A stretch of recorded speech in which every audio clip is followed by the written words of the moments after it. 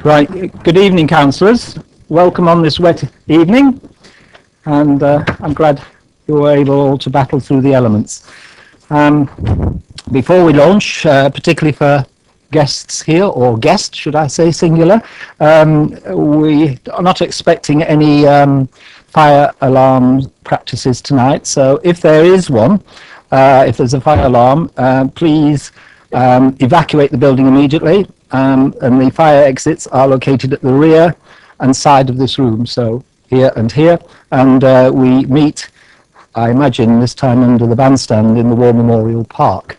The meetings are webcast, so if you're shy, well, this is the moment to disappear down the room. And would you please kindly make sure your mobiles are switched off, which I shall do as well, because I would hate to set a bad example. I think it's off, but you never know, these things do have a mind of their own. Yeah, it was on, so. Right, thank you.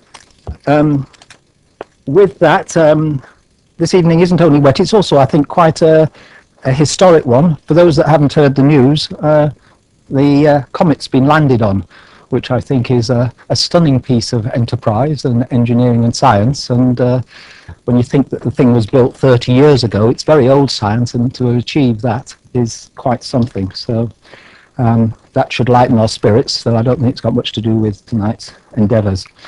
Can we have the apologies for absence or substitutions? There's one substitution I'm aware of somewhere. Have I got a sheet? There you go. Oh, thank you. Councillor Washbourne is being substituted by Councillor Loney. Councillor Golding, you might have noticed, isn't here, and Councillor Faulkner is kindly substituting. Is there anything I don't know about that I should know about in that respect? Everything else looks in order, thank you. Urgent matters, there are none of which I'm aware. Minutes of the... Oh no, before we go into that, in the view of the fact there's an absent seat here, I call upon a nomination for a vice chair for the proceedings tonight. Do we have anybody either being nominated or volunteering? Okay, Paul, thank you. Everybody content with Councillor Miller vice chairing for tonight? Thank you.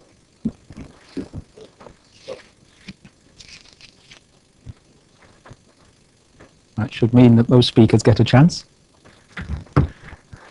Thanks, Paul. So, minutes of the committee meeting held on the 15th of October. Can these be signed as a true record, or does somebody wish to argue about them? I'll take that to be consent. So that will be done shortly.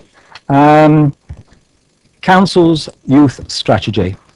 We are privileged to have the portfolio holder here, and she will kick off this topic. And just before we go into that, there is on the back of the table there, if you haven't picked one up, though it's to do with smoking, but whilst I think of it, an amended sheet, because what you have attached to your papers for paper C is incomplete, but that was just sort of a printing error, and a complete sheet.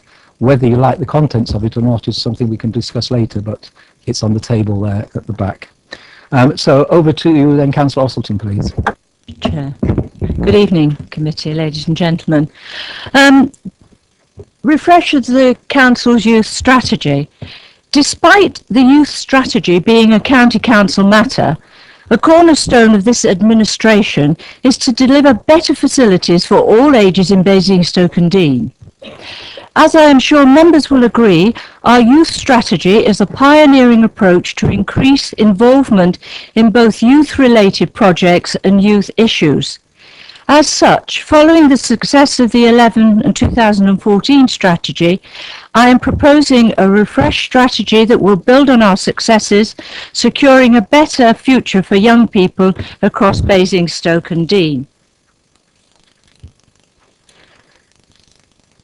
During the life of the previous strategy, you'll be able to see just a few of the success stories. During its lifetime, 17 new youth clubs were established, including Hatch Warren, Winklebury, Whitchurch, Sherfield Park and Eastrop. But it wasn't just the number of youth clubs that increased, the quality was improved. I am pleased to be able to say that many of these clubs are punching above their weight in respect of delivery, which is especially welcome given the challenges facing county council provision at the moment. The engagement present on both sides was fantastic. We had 82 new volunteers, many through the Streets programme in areas such as Popley, Norden, Southam, Brighton Hill and Winklebury. And over 5,700 young people engaged in the consultation event, such as your Big Say survey, which was held last year. Local Children's Partnerships, Youth Conference and the Community Planning Consultation in Popley. And one of our key successes that we are extremely proud of is Streets. This has been a nationally recognised scheme now by the Home Office. It is an effective practice in reducing antisocial behaviour, and we have been mentioned as the forerunners of this. This is an excellent example of partnership working.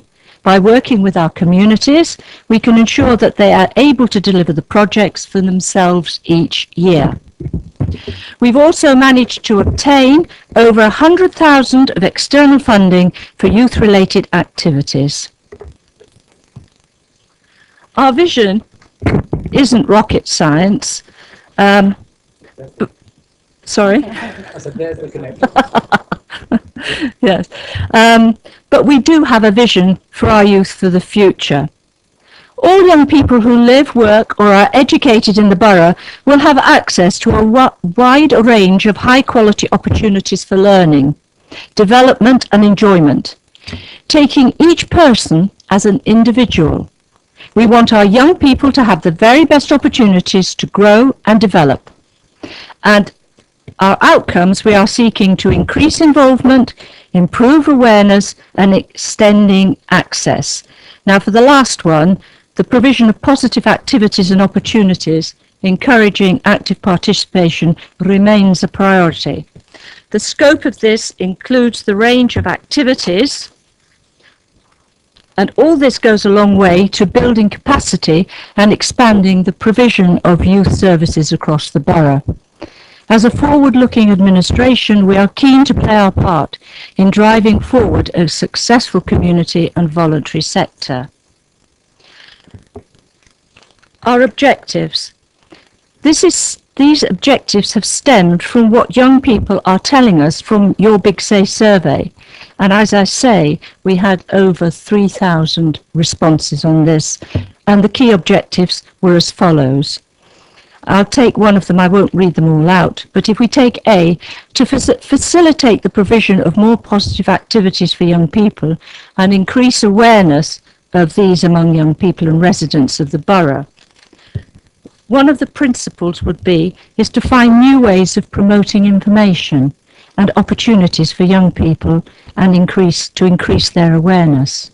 And an action directly relating to this is being planned to work with the Youth Worker Forum, a comprehensively map all positive activities and support offered to young people and look at how best to use technology and to make this information as accessible as possible, because the young are telling us that the website is a little bit out of date now. Correct. Thank you. Thank you, Councillor Rossington. Can you switch off, please? And thanks. We have now a highlight of the evening. It doesn't happen very often. We have a DVD to quickly show you. It's perhaps not one you'd spend a lot of money on, but you'll find it very informative, I'm sure.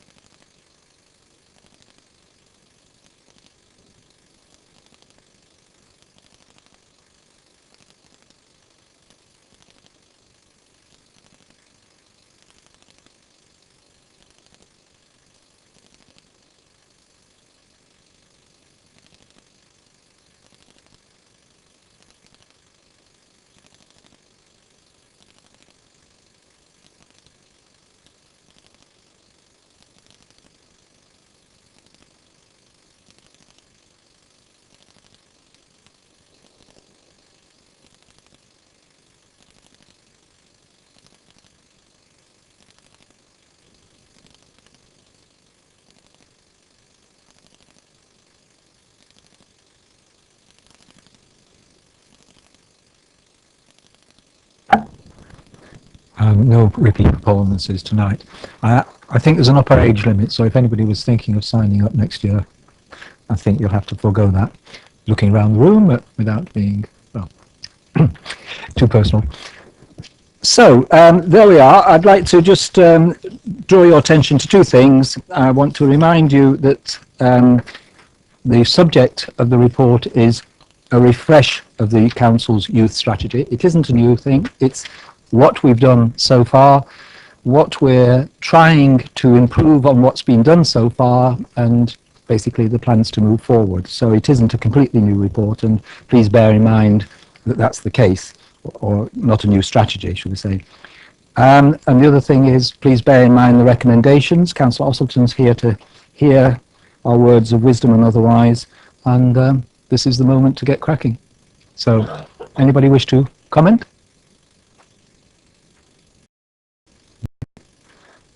Are you going to tell me we're happy with this as it stands? Oh, Councillor Day, yep. No, I'm taking questions and comments together. I really don't see the point in trying to separate them here. Thank you, Chair.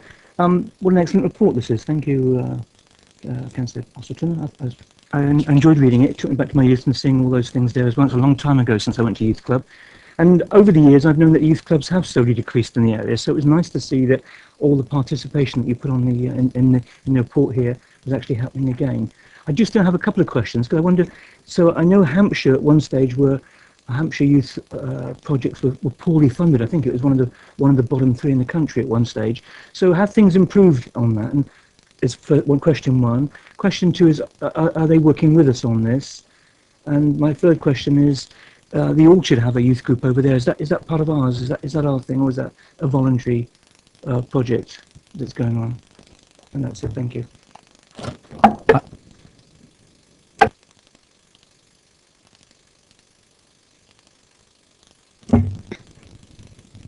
Sorry, the first question was Hampshire County Council and Youth Service poorly funded. Can you hear me? Sorry. Can everybody Yes. in the public gallery hear? The answer to that is it's still very poorly funded, and there isn't much money around at all from county, and it has been withdrawing for the type of youth work that we've been doing, which is why we're quite proud that the youth strategy we've had in place has actually helped us as a borough to make sure that we're trying to maintain as much youth service as we can, using the communities and building their capacity to deal with that. HCC, are they working with us? Only in the effect that there is currently some YSS funding, but that is reducing quite significantly.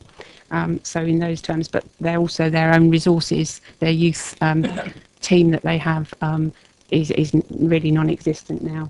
They mainly concentrate on their care leavers, and those children in care is where their priorities are. The project in the Orchard, the youth project there is under BVA, Basingstoke Voluntary Action, and that is currently funded by Hampshire County Council, but is up for renewal in April, or their contract ends in March, and we're not sure where the funding levels will be on that, and the indications are it will be significantly lowered, but it will be out for commission again if they commission that service. Yeah, I think it should be said that, or reminded that we are not really theoretically the responsible council for these activities. It's something that we've done over many years because we see a need, and with the anticipated funding cuts, if we weren't doing it, it'd be a pretty terrible state of affairs, I think. I thought I saw Councillor Westbrook. Yep, Tom. Thank you, Chair. I'd like to refer to page 19 of 117, which is the measure of success. We all know there have been a lot of large cuts to youth services since 2011 right across the country. Contained within the 2011-2014 youth strategy, it mentions monitoring and review procedures were put in place to be undertaken on an annual basis. Are the results of this included in the measures of success detailed? The report quotes, for example, 17 new youth clubs, but have there been any closures? It appears to me there doesn't seem to be any comparisons. of the success side, especially at the end of this report. It clearly stated it last time. So maybe we could have a response, even a written response for that, if possible. Also, the effects of the recent cuts to transport, that must be affecting the youth as well. I know you've got an evening bus pilot running April 2015. That's being monitored. Is there anything to do with the youth side of that? Is that being monitored separately? Would we know how many young people would be using that service? Can I just say we have got an ongoing bus review at the moment. Hampshire County Council is we're waiting for the conclusion of that part of it, but we are working with the youth in the borough. We've been into the colleges, etc. There's mainly the sixth form, Beacock and Queen Mary College. I've been into Queen Mary College, and yes, we are talking to the youth about it, and we're talking with Stagecoach. So I was speaking only today about it, so they are well aware of it. It is important. It's not working, sorry. Yeah, because it seemed to stand out in the report that transport was a big issue. So, okay, thanks. Councillor Bound? Does the Streets initiative reach out into the sort of Tadley, for instance?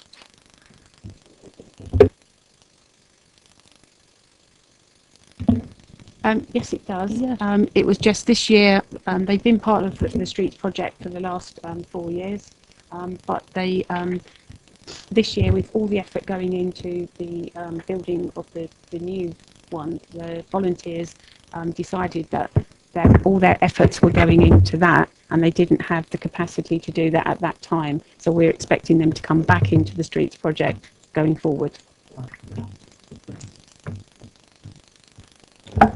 Thank you. Is that all right, Councillor? Yeah, fine. Councillor Cousins. Thank you, Chair.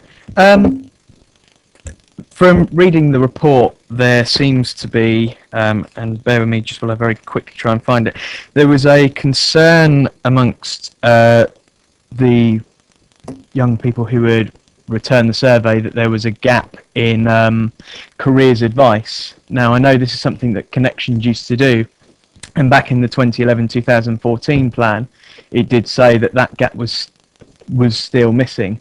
And it, reading it again, we've still got that gap missing. The strategy doesn't really go into enough detail to sort of say how we might try and bridge that gap. I wonder if you could just give me a little bit more information about how we might try and tackle that, please. Can I just say that there is ongoing work at the moment concerning young people with careers advice being done by a policy department. So yes, it is. We've been in and we've spoken to Queen Mary College. We're well aware of the things that we have to still to do with that. So yes, it is on the radar. Thank you. I just want to clarify, just for my own peace of mind, really. This is the youth strategy, but in the recommendation it talks about an action plan. There isn't an action plan attached to the youth strategy. Is that correct, that that's a separate document that will be coming forward? Yes, that will be part of the portfolios holder report once we've taken any comments from tonight. The actions, as we gave you examples, come out of the principles. So it's really building those principles into sort of real actions. Thank you very much. And I just wanted that to be clear in my own mind. The reason why I have a slight issue with it, if you'll forgive me, is that you're asking me to approve something without seeing it. So if I may, Chair, in terms of the action plan, I can see the youth strategy, but I haven't seen the action plan, which is why I'd like to propose an amendment to the recommendation. The amendment I'd like to move, Chair, is keeping 2.1.1 the same. Well, we can't make amendments to it. We can make suggestions to the portfolio holder to consider. Okay, we'll do that. And then I imagine the portfolio holder will be putting forward the action plan at a cabinet meeting, at which time you can go and say this is still rubbish or whatever you wish to say. But in the meantime, if you want to put a pointer to what you'd like to see changed. What I was going to suggest, Chair, is that the committee see the action plan before it goes down that route. That was what I was trying to seek with this proposed amendment. I think that that's something that the system as it stands doesn't allow for. So it will go forward, but I don't think it, apart from anything else in terms of timetabling, can come back here. So the portfolio holder has some thoughts? I've no objection that once we've done the action plan, we send it out to all the, we don't need a meeting, I'll just send it out to you all to have a look at and to give me your comments before the final decision. I make a final decision. We're happy to do that. Is that all right? Does that come somewhere near to, yes? Yeah. Relaxing you. Yep. Is that it, your last point? Yeah, done. Thank you. Councillor Court. Thank you, Chairman. I just thought this was a very good piece of work. We've come a long way in the last 4 years. One of my comments, and I would fully agree with, is on page 28, item 4, to try and promote positive stories about young people to help redress negativity sometimes shown.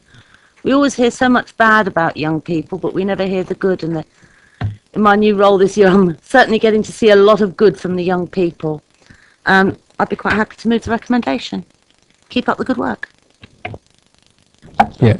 The recommendation is just to take notes, so there isn't a formal way forward other than giving support to the strategy. Councillor Taylor. Thank you, Chair. I'd like to go back to the streets programmes. In the summer, I had the pleasure of helping out in one of them. Helping out, I use loosely. I just stood around while the youth workers did all the work. But what I did see is the professionalism, how well run it's done, how they need the credit for what they do and what they put up with. With one of the premises that they had in my ward in Brighton Hill, they was in a dome, and I don't know if any of you know the dome.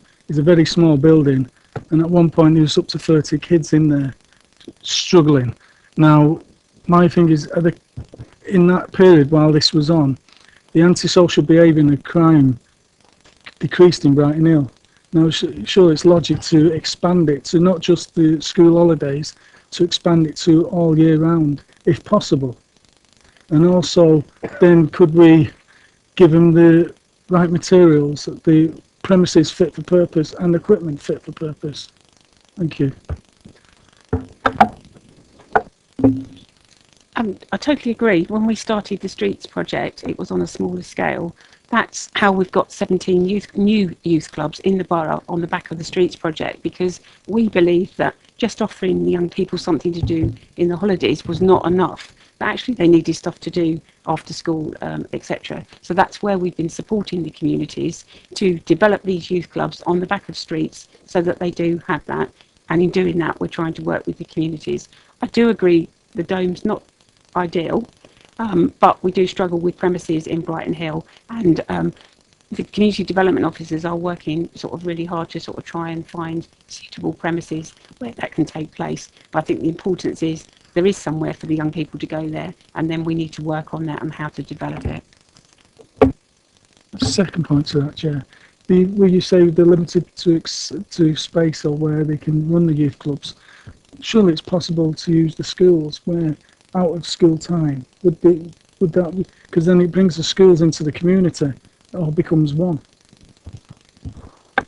The problem is that a lot of the time the young people don't want to go onto the school sites because they've been in school all day or whatever. They don't want to return there. And even when we do have youth activities on school sites, if the teachers are still on site or whatever walking around, there is still this stigma with it. So that's why we try to find community venues. But if the young people said they wanted to go onto a school site, we would be happy to negotiate that. But that's usually their answer, is they don't want to go onto school sites. At least in the dome they can grab a sandwich, can't they? Yes, yes. Councillor Tucker. Well, actually, Councillor and Mrs. Court said practically everything I've wanted to do. I just wanted to congratulate you on the past youth strategy and this proposed one. Well, we seem to have a good deal of enthusiasm for the strategy as it is going forward.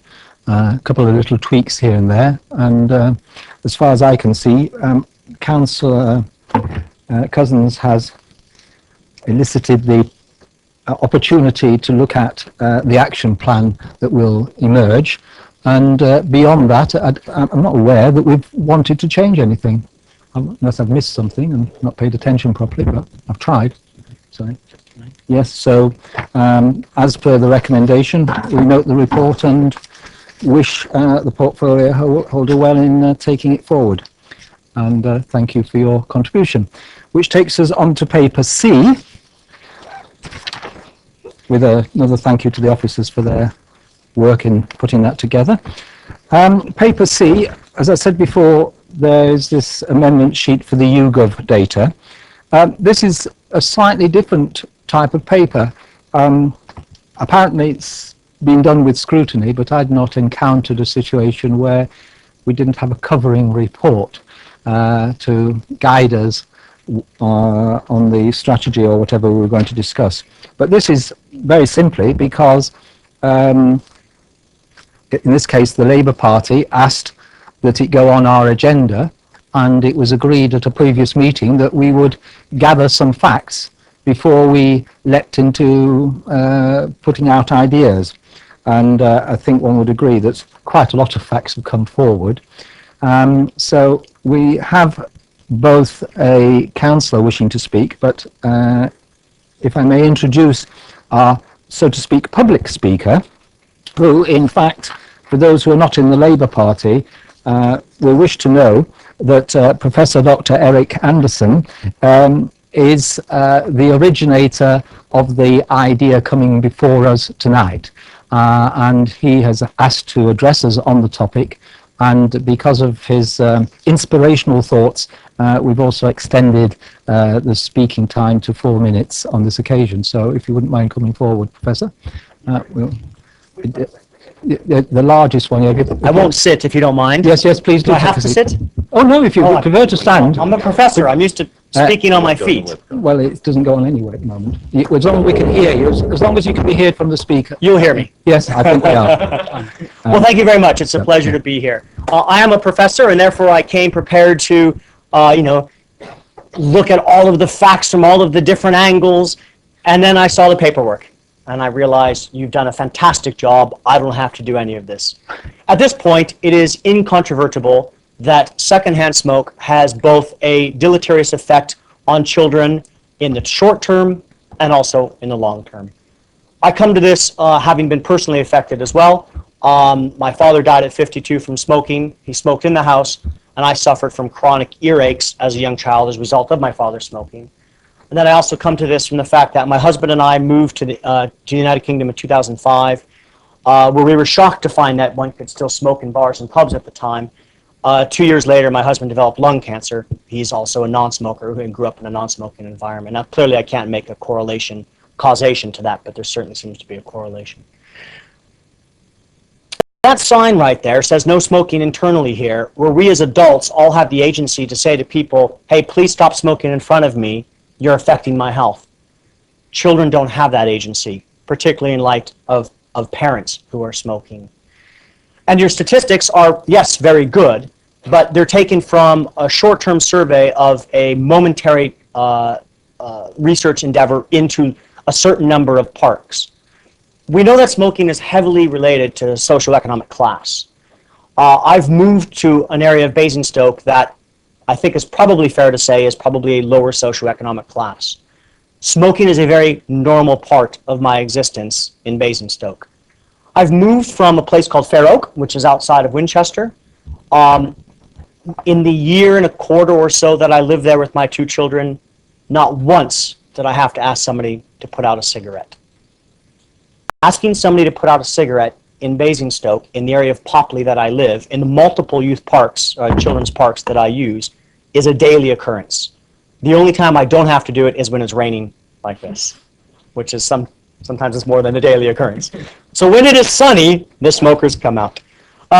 So all of the facts aside, I understand that there's certainly quite the possibility of making a voluntary ban, and I appreciate that. And the art that goes into that is absolutely fantastic. But I'm running into smokers who are putting up violent responses towards myself when I ask them to put out the smoke. the cigarettes. Not all of them, of course, but I've had a number of violent interactions, mostly by women, which is quite interesting. Teenagers have no issues with this whatsoever, and I ask them not to smoke, not a problem. If you want some good news about youth, I do lots of research on youth. I can give you all kinds of good news stories about youth. Today's youth are an amazing generation. In fact, they're fighting less and they're smoking less. But we can't say that about their parents. Rates of smoking in my area, I cannot tell you what they are, but they are high. So what I'm asking you for... Sorry, can I just say you've only got a minute left? I'm sorry. Yes. So what I'm asking for is to see if we can legally find a way to make it permissible to pass a law so that they cannot smoke within 10 meters of children's play parks.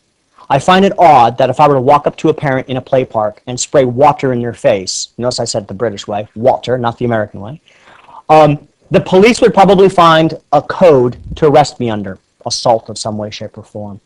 But it is currently legally permissible for a parent to walk over to a child and blow smoke directly in their face.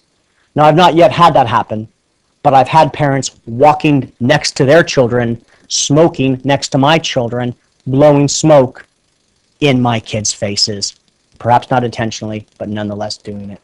So I urge you to please consider a legal ban against smoking in children's play parks for the health and safety of our children. Thank you very much.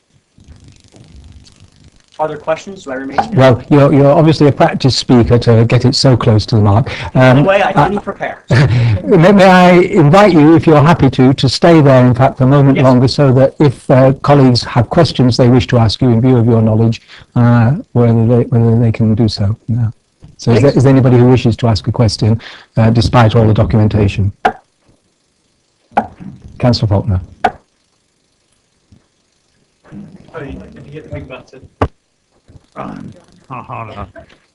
Yeah, you mentioned the legal side of it. I'm unfamiliar with that. Can you give us any information on, in the UK, are there legal problems in passing, presumably a bylaw, to say that people can't smoke wherever, etc.? If I may say, Councillor Faulkner, I know you've been called in at short notice to substitute. It is in the paper about passing bylaws, so, but I mean, do please comment yourself, but there is quite an extensive bit about bylaws. In addition to that, we're looking at making larger legislation. You perhaps saw in the papers just recently that they're looking to outlaw smoking in London parks. Wales has done the same, or at least parts of Wales. So it is a movement. It is certainly happening. It would be fantastic if, you all come from different political backgrounds. As an American, I kind of laugh at that. The difference between the British Conservatives and Liberals and Liberal Labour Democrat, you're all the same to me. You're all very liberal. You believe in the big ticket items. You're arguing over where stop signs should go. You probably all desire to keep kids safe from smoke. So I would just argue, let's find a way to be progressive on this issue, to get the press, to make Basingstoke and Dean City Council look good, and that they're trying to protect children by banning smoking and making it a law. Part of the problem with passing laws, of course, is the enforceability question. But I see in the parks, police officers ride their bicycles by frequently. We're part of their circuit.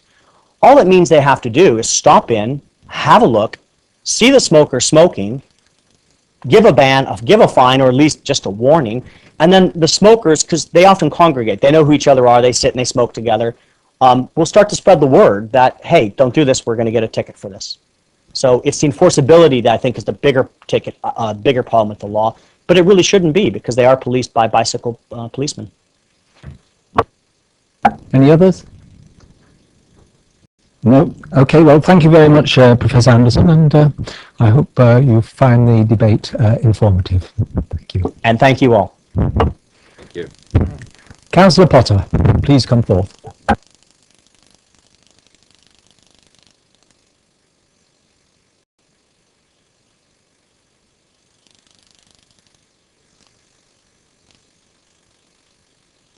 Mr. Chairman, I'll say I'm not a professor and wouldn't pretend to be, just a humble councillor, but sorry, waiting for you. Is it okay? No.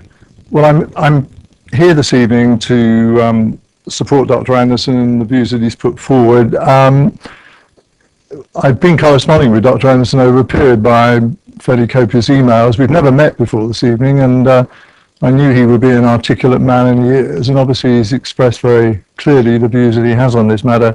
I mean, I support him entirely in that. I mean, I'm very opposed to smoking, make no secret of that, but respect the fact that I have to, that some people do smoke. I've never quite understood why adults in particular would force children in particular to suffer passive smoking, particularly in the sort of areas that Dr. Anderson's been talking about in play areas. And I genuinely don't understand why they would not have the consideration that I think they should have for children in those areas. Dr. Anderson and his family live in Popley, as he said, and we're privileged to have them in that area. I take his point, clearly I do, in regard to the enforcement of a no smoking ban in regard to children's play areas. Realistically, I'd want to think that that could be enforced, and it may well be that that will be the position this committee will come to this evening. The alternative, I think, is the sort of incremental stages that I think can go with this type of discussion. It seems to me that from the experiences of other councils, the sort of voluntary ban, which is actually community supported, perhaps in conjunction with the NHS and other community groups, can be advanced fairly successfully. We've got a number of good schools in Popley, children of all ages, and who I think would probably willingly want to take part in the sort of sign writing stuff that we've seen, I think, in the document that we have before us, which I think from the experience of other councils can be very effective. And I'd certainly want to think that those schools in Popley would take part in that. And I think if we can get that introduced, if we can get people to start thinking about their responsibility to children in play areas, first of all, encourage people to think about that, encourage them not to smoke, to subject children to that, then I think we can move this forward even beyond that stage. I see some councils have introduced bylaws. It's a fairly tedious process, by the way, as you know. I'm not actually absolutely sure that by the time that we got it to Eric Pickles, he'd still be in post, but that's another story. But one way or the other, I think there will be substantial consensus support for the type of voluntary ban that is being talked about this evening, and is going to be talked about by you in a few minutes. As local representatives, we will give support to that. The contacts that we have in school, I think, will give support to that, and we can all work together, I think, in getting a very effective voluntary code operating in the first place. I know that will disappoint Dr. Anderson, but I think it's probably the first stage of a road that will lead to a much more effective discouragement to people. But let's work at this together, and we'll be very happy to put our resources into this in Popley. Thank you, Mr. Chair. Thank you, Councillor Potter.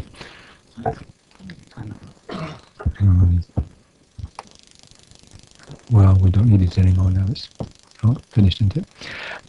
Okay. Now, as I said, we don't have a covering report, but in the discussion prior to this meeting, it was thought there needs to be some sort of process for taking this matter forward. And you might have noticed that Councillor Austin has perhaps foolishly remained in her seat, and though it isn't absolutely clear that it is her portfolio, she, together with the more permanent chair of this committee, have agreed that they will sort out with Cabinet to make sure that whatever our deliberations are, that doesn't just then disappear into the ether, but it goes forward. I am going to permit a certain amount of debate, and then there's some additional information that I wish to share with you, and Tom Payne at the back might contribute and come forward to add some further details on that, because obviously there's several aspects to how this might move forward. I do have to say our legal team has been consulted in terms of the question of laws, or as it would be in this case, a bylaw, and it is being emphasised, as is already in the report, but this is subsequent to the report and quite separate legal advice, that getting a bylaw put in place is not an easy thing, and it has to be for something that's deemed by central government to be massively important, and that obviously there are the resources to take forward, and it would take a long time. DCLG has also expressed an opinion, which we have here. Where does it start here? Yeah, this is rather long, so I won't read the whole lot. I'll just set the tone, just so that you know, and then there's no reason why this shouldn't be circulated to all members to digest, because I wouldn't expect you to take it all in one go, at least I couldn't. Bylaws are local laws requiring something to be done or not be done in a specific area and can be effective vehicles for regulating issues at a local level, including addressing nuisance behaviour. Sounds good so far, doesn't it? As bylaws are local laws, they are effectively considered as a last resort when there are no measures available at either local or national level, including voluntary measures, which I think is the key phrase. So in response to your question whether a bylaw to regulate this activity could be considered before voluntary measures, we do require councils to utilise measures available at local level where they exist to address the activity, including voluntary measures. So I think that gives the steer of what their attitude would be if we applied to have a bylaw, and of course it's the Pickles team or whoever who will at the end of the day say yes, you can do this or you can't. So that's what we're faced with, but I will get the full wording to everybody so that you can see that it's not been edited or doctored.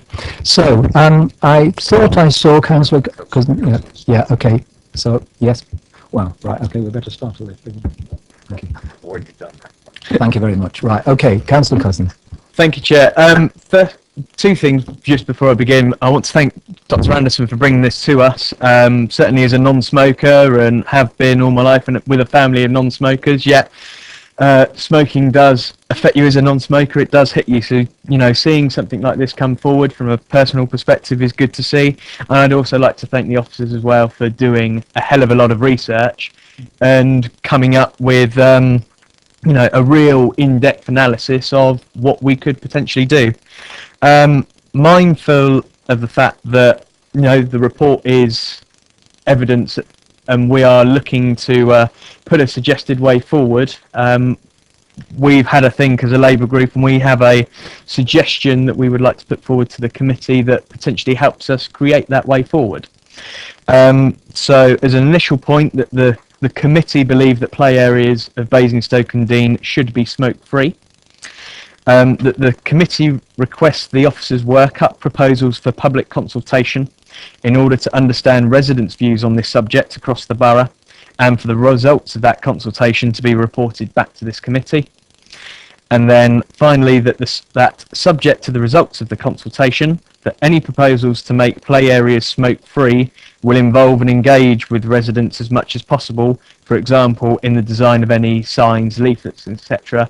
What we mean by that is that if we go down the route of a voluntary code, which I believe that we should do to begin with, that we run a competition within the schools of the borough to create the signs, and of course the winner has the signs go in all the play areas of the borough.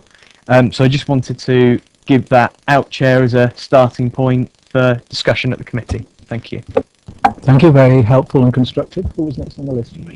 You? Oh, right, I don't remember that. Dr. Anderson, thank you very much. Appreciate that. I represent the ward next to Popley in Chinham, where we've got about 12 different play areas. I completely agree with Councillor Cousins. It's the way to go. We may have to work up, having been in this game a little bit now, play areas may be too restrictive. We need to define these areas where children go to play. I'm thinking of places like Down Grange. You know, that is play area.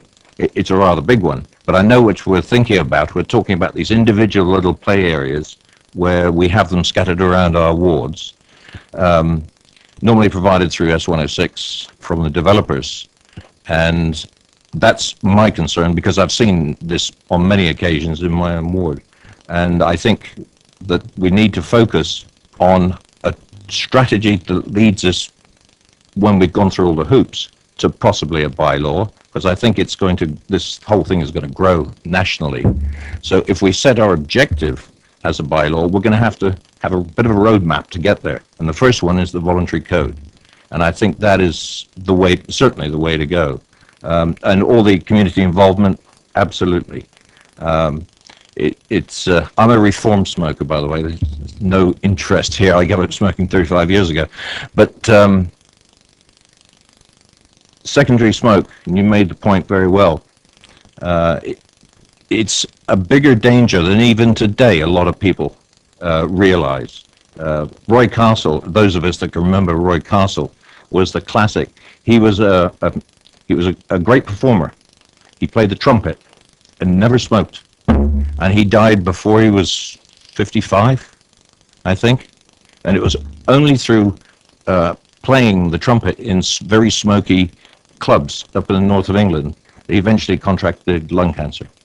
And that brought it to everybody's attention. And since then, there's been a progressive restriction on where you can smoke, and this what we have today. But yes, I fully support this, but I would like to see, just expanding really what you mentioned initially, that we look as an objective. It gives us I don't like the word target, but it gives us an outcome that we want to achieve, is actually create a bylaw, if national legislation doesn't get there first, because that's quite a possibility. Thanks, Chair. Councillor Marks, I think. The way forward, we're all in agreement on this. There is no issue between us. The only issue is how to go and get it through I'm not saying the quickest, but perhaps the most sensiblest way. I don't believe we should go out to consult on whether it's necessary. I believe we should, as a borough, say we're doing it. We go out and consult on how we do it, what signs we do, and actually what we actually do it on. Children's play areas, football pitches, whatever. So the consultation, we should cut out the first version. We should go for it. We're the councils, we're elected, we're going it. But we do want to consult, bring the people with us on such things as how, why, what, the signs, bring the schools in on that. Because I think this is a no-brainer. Let's just go ahead. Thank you. Did I see Councillor Tucker as well? Seemed a long time ago. Basically, practically everything that's been said, I agree with. And Councillor Marks has just added in one of the things that I wanted to add in, not just play areas, but recreation and sport areas. But I'd actually like to see the NHS involved. I think to have the NHS backing it, I think would be tremendous help, and just sort of nudge people a little bit more that this is a real health thing and we have their support. But I'm all for going forward. Bylaws, from my experience, which probably goes back rather a long time, is that they're long-winded, and you have a fine, which is practically nothing, and really is a bit of a waste of time. I'd rather go forward with a voluntary thing at the moment, and then hope that we can persuade government to pick it up as a really legal thing. Well, I think I can say as a constant offender of breaking bylaws, because there's a bylaw that says you can't cycle in the courtyard out here, which I do on a frequent basis. One could argue that they aren't very effective because so far I've not been fined. I'm waiting for it to happen. In fact, I'm hoping it will happen. Councillor Day. Thank you, Chair.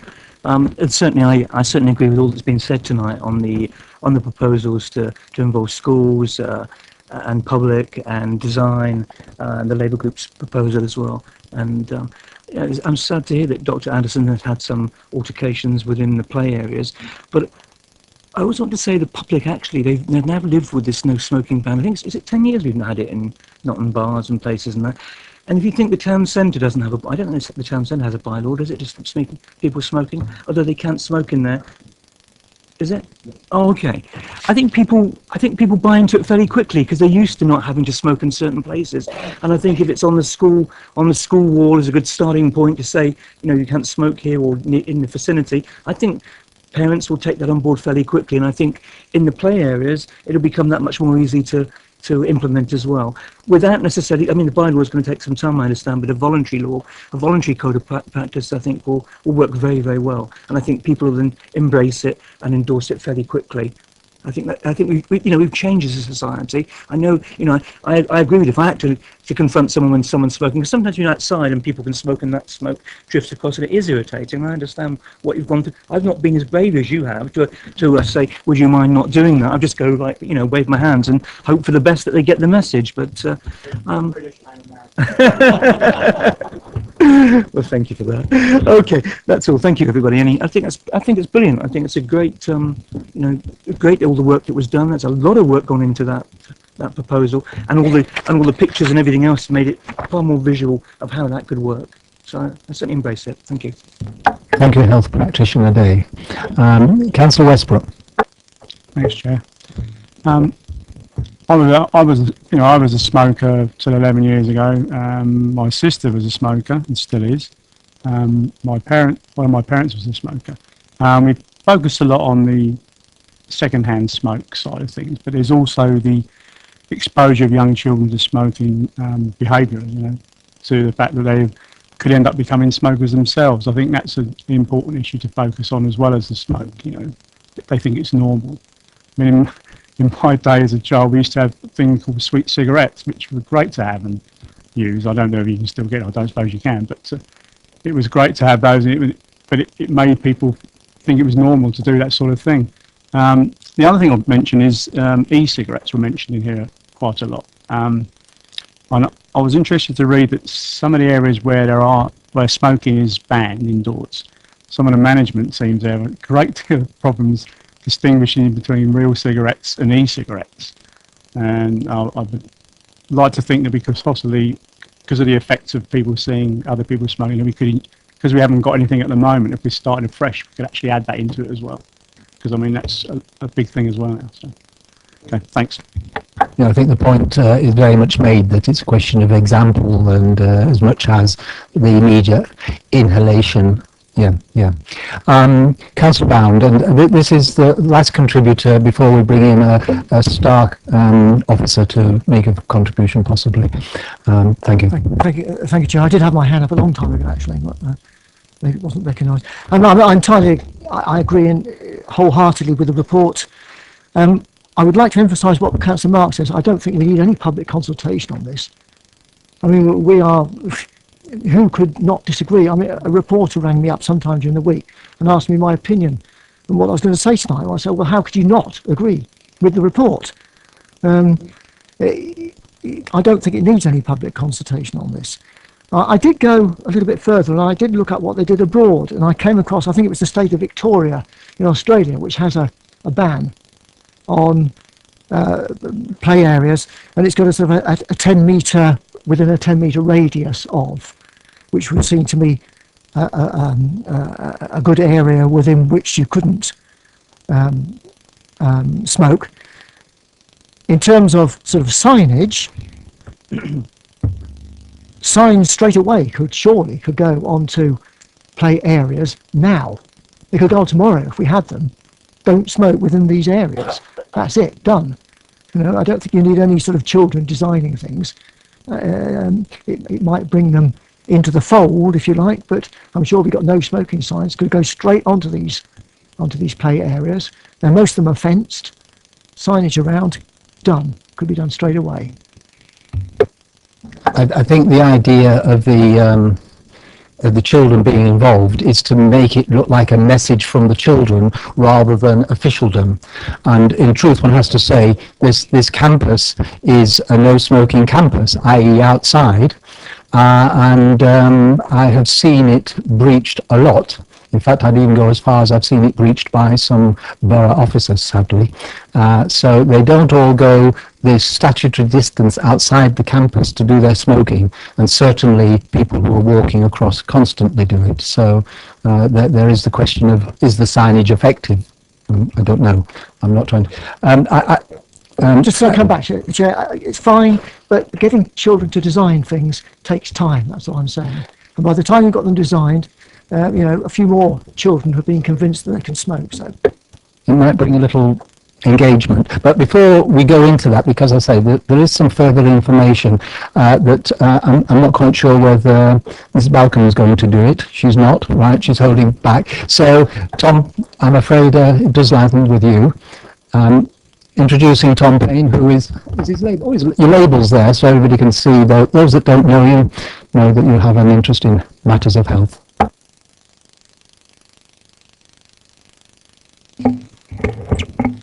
Good evening. Yes, it was really just to inform you that there is a project that's being led by Hampshire County Council's public health team, which is called Step Out Smoke-Free Homes project. And the idea really is, to give a bit of context to this, Basingstoke is, I think, in the top 4 areas of the county for smoking prevalence, if you like. So we're one of the hotspot areas. And also there was a report that was carried out in 2013 which looked at smoking prevalence of school children, and that in fact found that smoking amongst children in Basingstoke was highest in the county. So they're particularly keen to target Basingstoke and to do some education work. The programme that June is involved in, hence why we're both sort of sitting here with a bit of an interest in this, is kicked off, I believe, but part of this programme would include, or the possibility is there to include, a competition within schools, and they're ready to sort of run with this early next year. Very keen to talk to us, very appreciative that the steer from the members seem to be very supportive of this move going forward. So Hampshire County Council are ready, if you like, and willing to facilitate this competition, to come up with some sort of sign that we could look to put up in our parks. So it's just something that you can consider, could dovetail in with the work that I think you would like to see completed. The additional facts I just wanted to bring the committee's attention as well, in terms of scoping this moving forwards.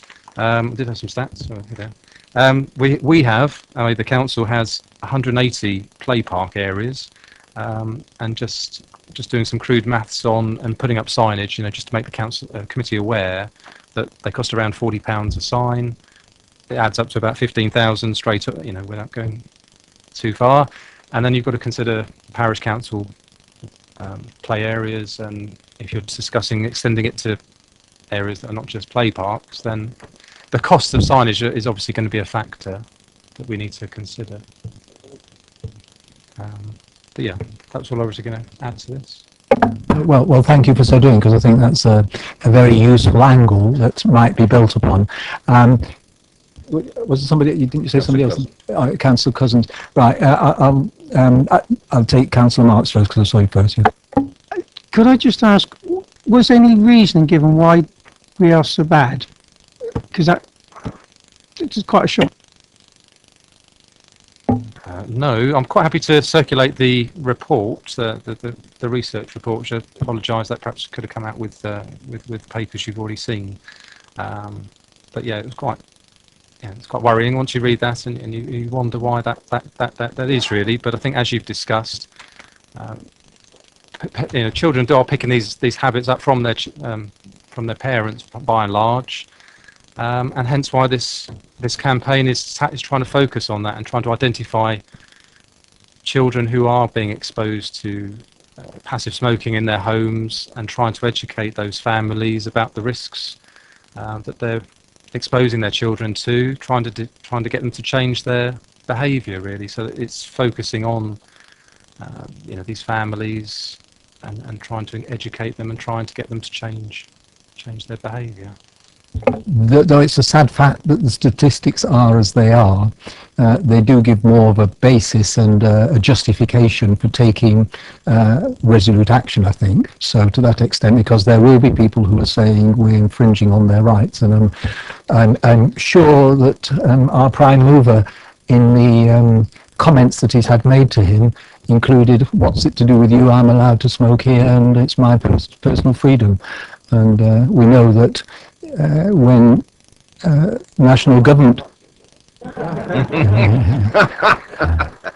I'm sure you were...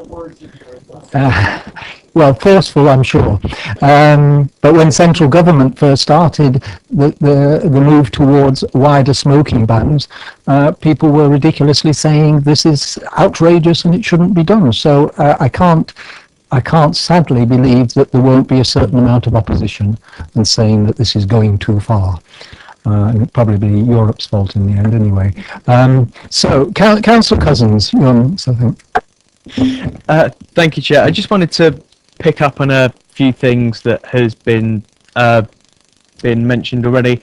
It was fantastic to hear, Tom, that Hampshire are ready to do a competition, and Councillor Bound, that was part of the reason why our suggestion was to involve the schools. We want it to be seen as a message from them. We want the psychology to believe, it is children-led, it's community-led in that sense, which also goes hand in hand with the belief, Councillor Marks, for the public consultation. I understand that the feeling of, yes, we could just go straight out and do it, but the fact that we want a voluntary code sort of entails that we want community engagement and help enforce that. Therefore, the public consultation, that element, helps build that foundation that you do. It doesn't have to be a long consultation, be a short consultation.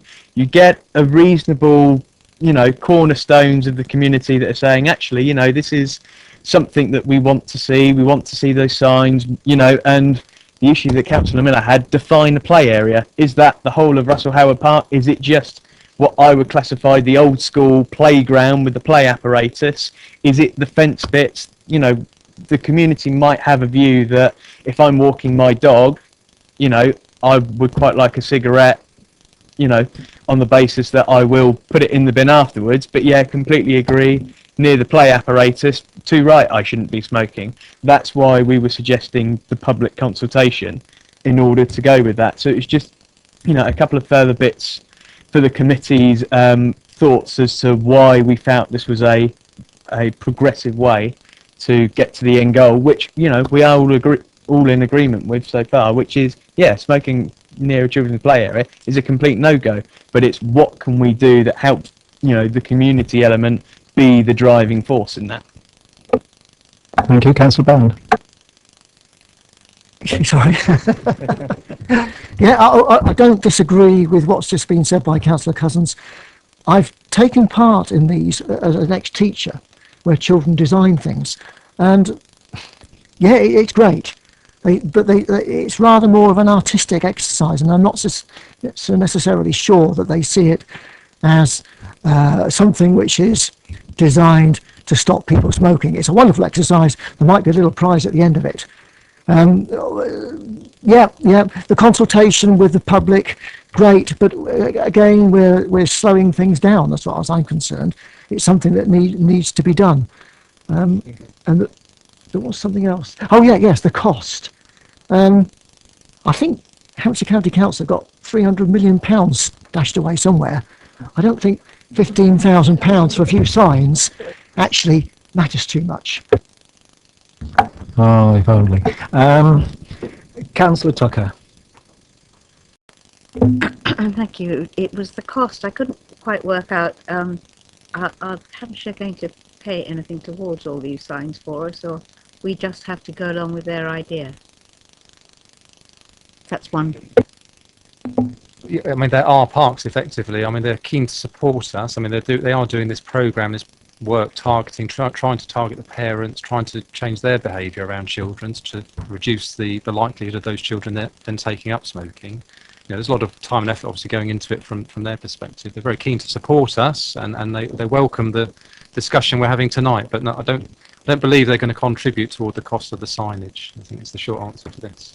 It's organisational synergy, is it, that we're looking at, basically? Yes, that's what I thought. Sorry, I did have a slight tongue-in-cheek when I was asking the Well, question. you know them better than many. And can I just ask, the report, does that cover all the areas, or does it just only highlight us? To be honest, I've printed it out. It covers, just as Hampshire, there's 3,180 school children that were interviewed, I think, as part of this study. It doesn't give me a precise geographical, well, not that I've seen anyway, but reading through it, yes, as to which areas were covered, and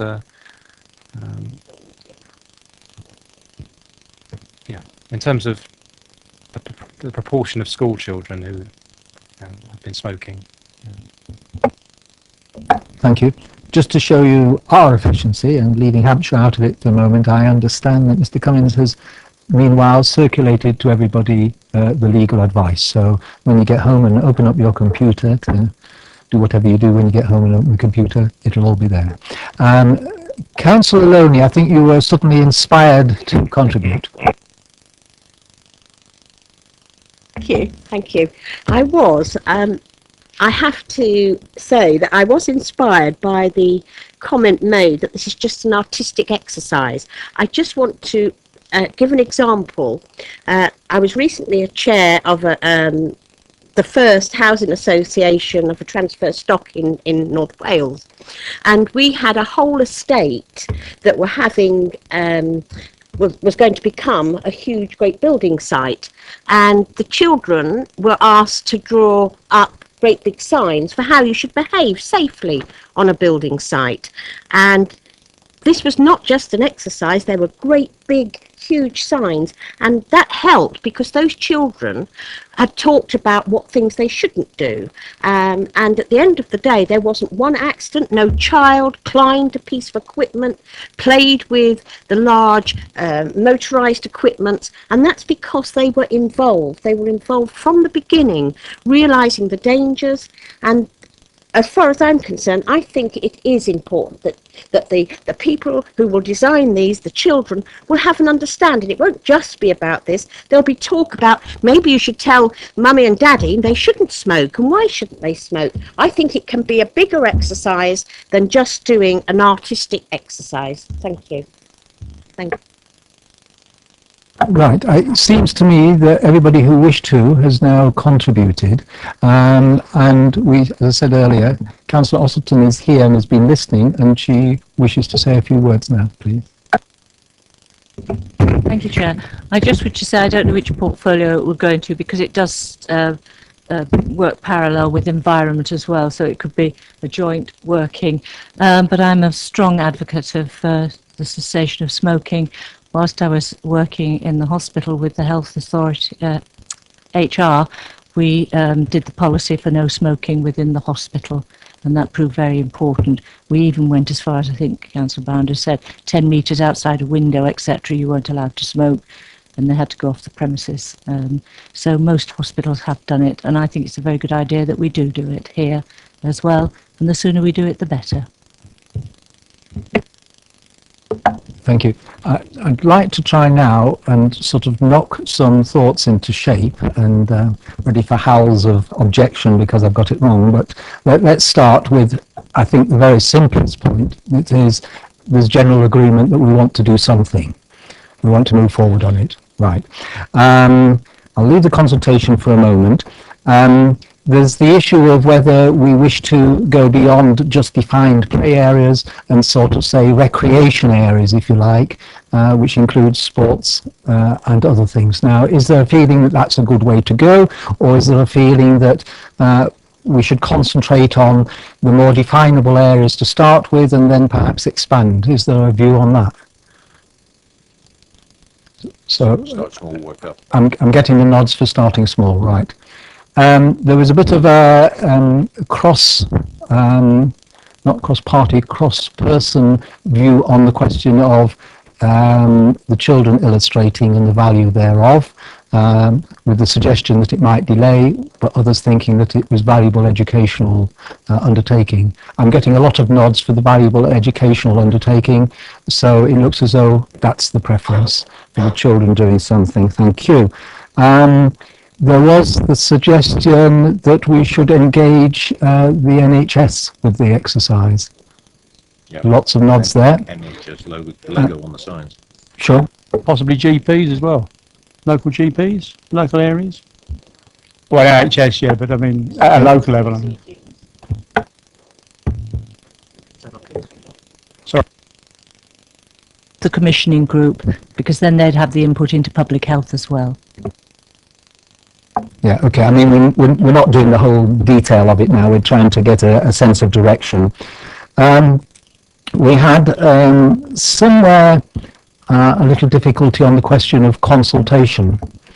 Now, for what it's worth, my contribution on that would be that we do, when we're making significant changes, always say that we engage with the residents. And whilst hopefully good sense would say this is sensible, if we go forward and say and do it, and then people have then the opportunity to say, you didn't give us an opportunity to put a very good argument against the nonsense that you're doing now. So my feeling would be that our general way of going forward is to consult, and I don't see why this should be particularly different. But is there general understanding for some consultation in going forward? Well, yes, we're obviously not all going to agree, but that's I get the feeling that that's in principle the thrust is for consultation. Councillor Bound. I still say that it's completely unnecessary, Chair. You can consult all you like. If it's bad, it's bad. And are we not, as a committee, saying it's bad? Well, there's the personal freedom aspects that are, others would say, bad if we do it the other way. Yeah, I mean, I think you've had the opportunity to express the view one way. I accept that's a strongly held view, but I think the thrust in the committee is to do the consultation. Councillor Marks. Definitely consult, but not consult whether we're doing it. Consult on the method, the ways, the size of the signs, what the signs, how we're going to do it. But to consult on whether it's necessary or not, I believe is already done. Councillor Osselton. I'm just thinking, if you're going to consult, if you're starting small with the children, why not ask the people in play groups, etc., and the infant children?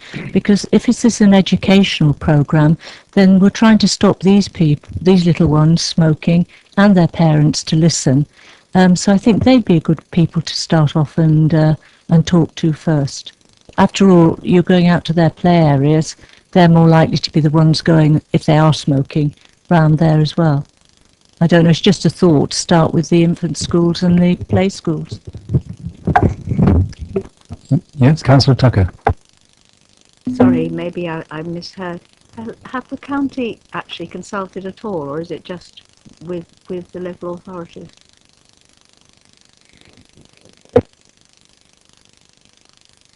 Well, this is a campaign that they are running, if you like. It has the support of the clinical commissioning group. They've got the evidence base to demonstrate there is a need for this intervention, this educational work that they're putting in place. But they're not supporting a ban in, or, voluntary ban in play parks per se. This is just their program of work, and the scope of their work is very much looking at children who are exposed to this secondhand smoke in the home environment, really, and in cars, trying to educate the parents and get the children to encourage their parents to consider their health. I just want to say I didn't want us to double up on what they might have been doing. No, I think that's why the two going together gives it a certain momentum, and that would be good, and particularly we hopefully can use each other's resources as well. Councillor Miller. Thank you, Tom. I think that reinforces the view that I think is coming up around the table, is we start with the schools and the very lowest level, if I use that expression, of the education system. Because if county are just looking to stop people smoking in cars, good luck to them. I think the approach we're taking is much more proactive, because we're reaching all children. And this is the point. And it's very difficult to start to target people in cars with children. That good luck to them. But I think the way we've come to an agreement, I think pretty much around the table here tonight, is the most effective way of doing it. And let's get it started at the bottom, and then it can work its way up. And that's probably the best action plan. This is what will necessarily have to come out of this. And we can probably at the next committee, or even, if we want this to be a policy, we can even put this as a policy of the council. Forget the legislation. The first thing, that we become a non-smoking council right across the board. And that's what this committee should be doing, is establishing a policy. And that would grow out of the initiatives that we started tonight. And that's something that we can stamp. This is what Basingstoke and Dean stands for. And that's something that can come from us. Thank you. Well, Right, moving forward, because nobody else is leaping forward. The other minor detail that came out was both from our public speaker and a couple of councillors was that one should be looking to something like 10 metres around the particular location, because that sort of felt to be reasonable. Yeah. Yeah, okay. And that leaves us with the last and the thorniest one, but I get a feeling from around the table that we're drifting in a particular direction, and that is voluntary as opposed to bylaws. Well, initially, yes. I mean, there might be central government legislation anyway on this, because clearly there is some national momentum going. I don't get the feeling that the majority want to seek bylaws at this stage. No, that we start, because apart from the fact that the guidance is clear that you should start on the voluntary route anyway, and if that fails, then do the other. With greatest apologies to our initiator on that particular point, because you did make it.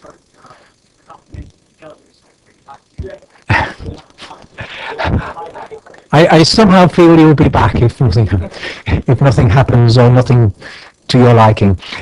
So I think we've got through that. I think we've got the clear direction as I've just outlined that we wish to follow. I'm sorry, I should also include one point that my wife raised, and if I go home without raising it, she did say apart from the human rights of the adults, there's the rights of the children not to be polluted, and that perhaps that should also be included, that they have the right to good health and to be spared this contamination.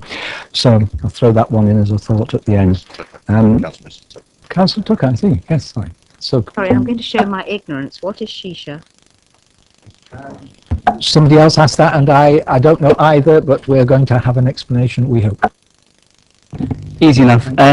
It's a flavoured syrupy tobacco mix, and is essentially another way of smoking that can be described as similar to e-cigarettes.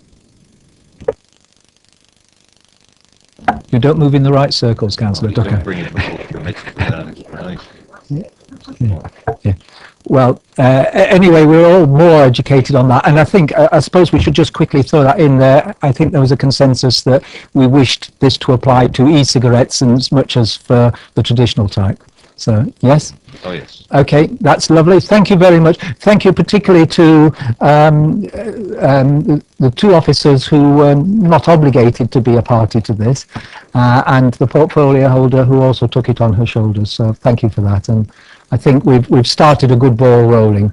So we're not quite at the end. I do need to just ask you, I think you've all been emailed by the chair the change in programme for the next meeting and beyond.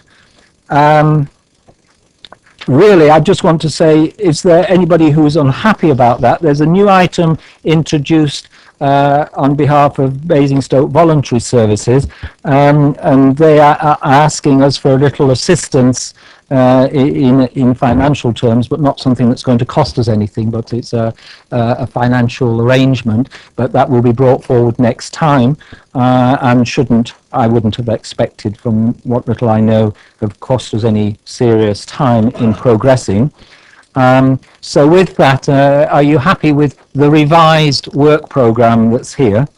I don't think I need to particularly bring anything out. Just bear with me a sec, because I have a small crib sheet from the chair. COG 3 has been extended to allow the consideration proposed. Yeah, the reason that COG 3 has been left for a bit longer is to allow the outcome from the changes that HCC funding will bring about, and it's probably better to have more of the facts than discussing it, anticipating something that we don't really know the details of.